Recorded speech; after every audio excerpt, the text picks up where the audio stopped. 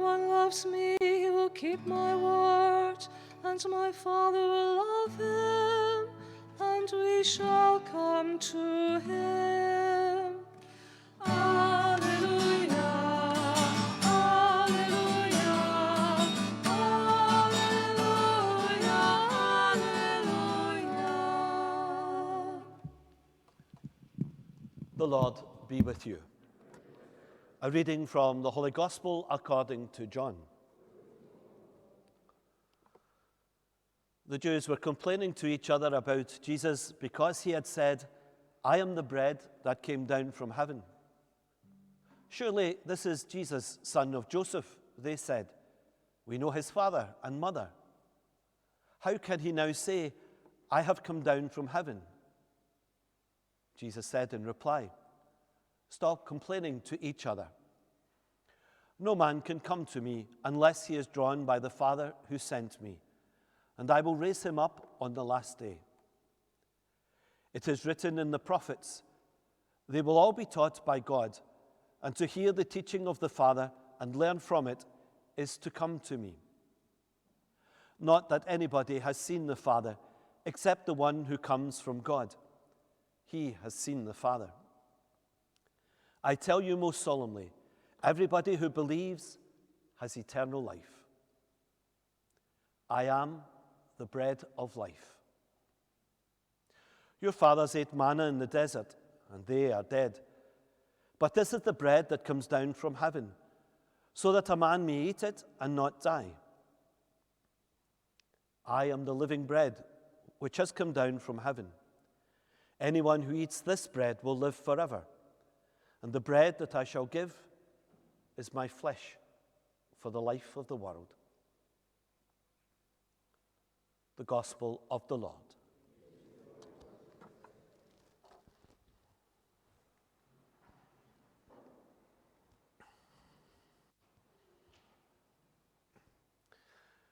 What's your go-to food after a really bad day? What do you like to get comfort from? The go-to food when you've had a fight with a loved one, or maybe you've had just some really bad news that's kind of floored you. There's lots of kind of go-to comfort foods. You might be a burger and chips person, you just need filled up. Or you might be the kind of person that just wants to go and get a carry-out pizza, that there's no effort involved, you just eat it and you're satisfied. Ice cream is always a favourite when you've had a hard day. Or, probably the best of all, chocolate. You might want to stuff your face with chocolate after a really, really hard day. Or there's always cake. Cake's a good backup as well. And today in our first reading we hear of a depressed Elijah. He is weary. He is tired of doing this journey that God has asked him to undertake. And all he wants to do is lie down and sleep. But this angel of the Lord appears to him and says, No, Elijah, get up. Have some cake and some water to give you strength for your journey. You know, perhaps Elijah was thinking of the people of Israel as they journeyed from slavery in Egypt to the promised land in the Exodus. And God fed them with manna, bread from heaven.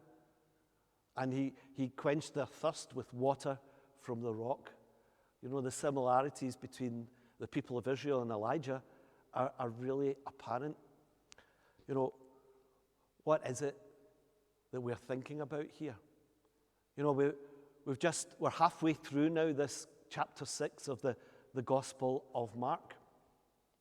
And we heard a series of feeding stories, and we're continuing to do that. And what's happening is that each week, as we explore John a wee bit more, we're getting deeper and deeper and deeper into the mystery of the sign. You know, the story started a way back, if you remember, a couple of weeks ago, with Jesus feeding the 5,000 from 5 barley loaves and 2 fish. And he didn't just feed them, he fed them till they were completely satisfied. Then his disciples and Jesus go to a lonely place, but Jesus stays behind. And we didn't hear in this series of readings for Mass, but in John's Gospel, the next thing that happens after the feeding of the 5,000 is that Jesus walks to the boat where the disciples are in over the water. And when the disciples see him, they're afraid. And he said, "It is I. Do not be afraid. It is I." And then we picked up last week, and John is helping us to go deeper into the mystery of the feeding of the 5,000. What does it mean? And we hear Jesus saying, "I am the bread of life."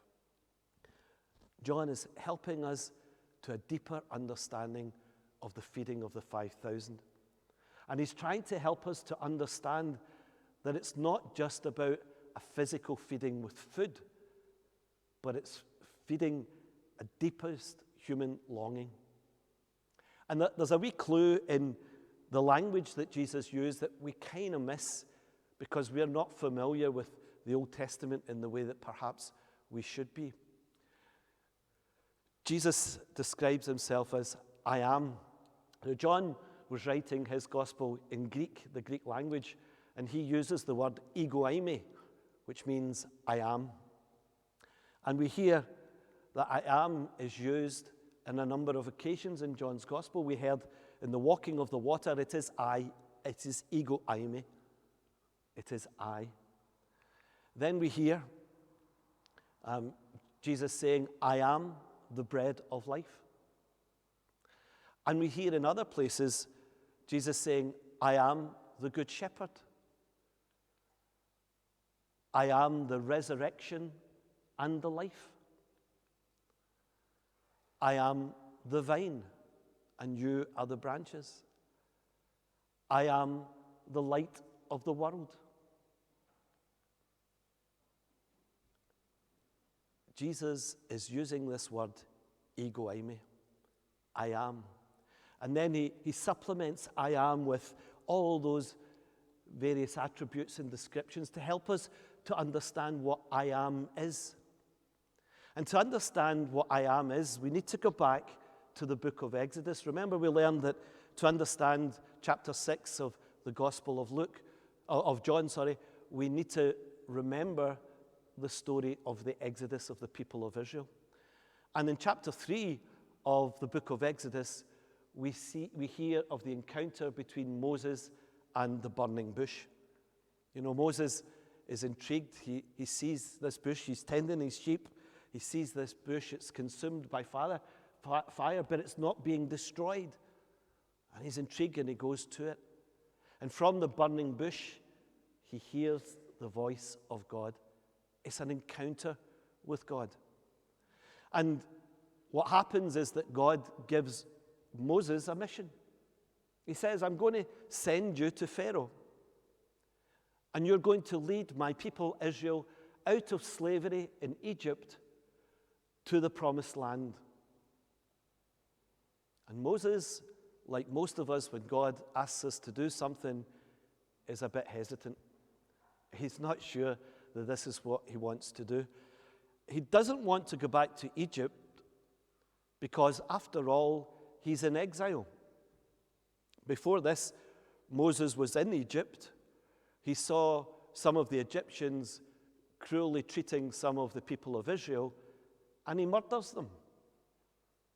And then he runs for his life. So he's a fugitive. And he doesn't really want to go back because he's putting himself in danger. He also doesn't want to go to Pharaoh.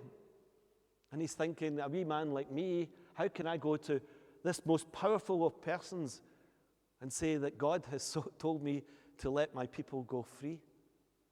But then he's also worried about his reception by the people of Israel. He's going to ask them to pack everything up, to put their trust in him, and to follow him out into the wilderness, to flee Pharaoh and his armies. And he says to God, you know, they're going to say to me, "Who do you think you are? Who sent you to do this to me?" And God says to Moses, who asks him, "You need to give me a name so that I can tell the people of God who you are." And God says, I am who I am. Ego eimi. So I am is God's name. That's the name of God. And so we go back to the Gospel of John. I am the bread of life. Jesus is saying, I am the revelation of God.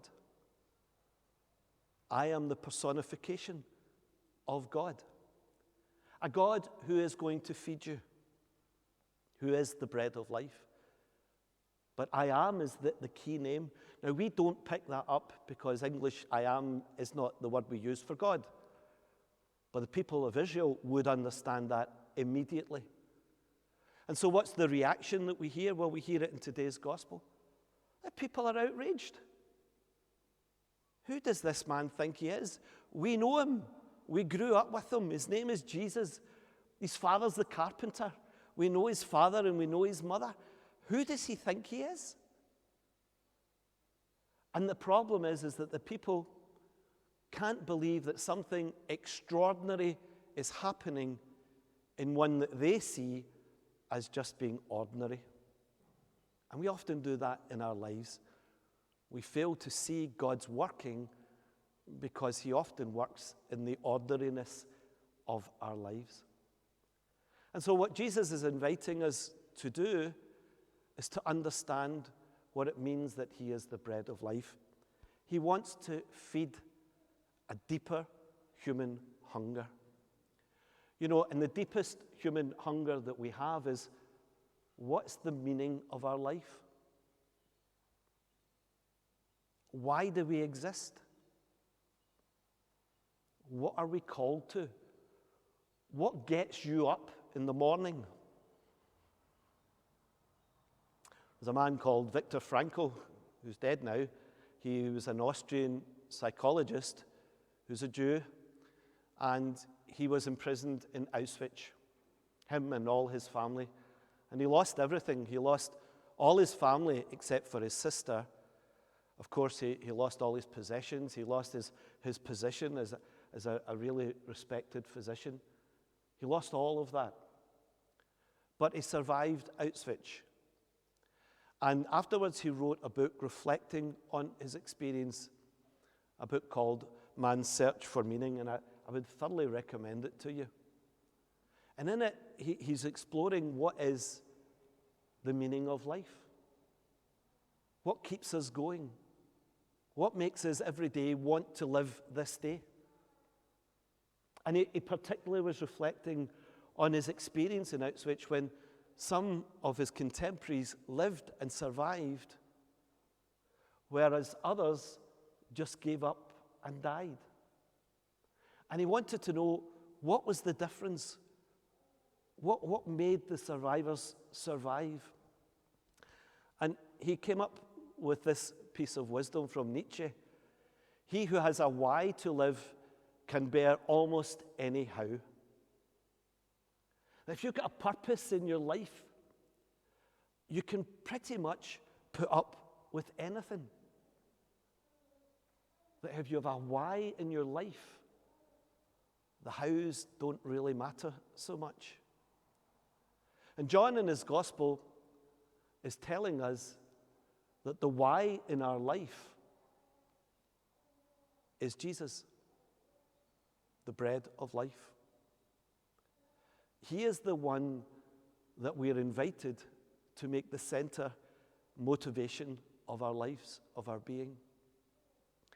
He says, I am the bread of life. I am God's revelation to you, and I'm here to feed you.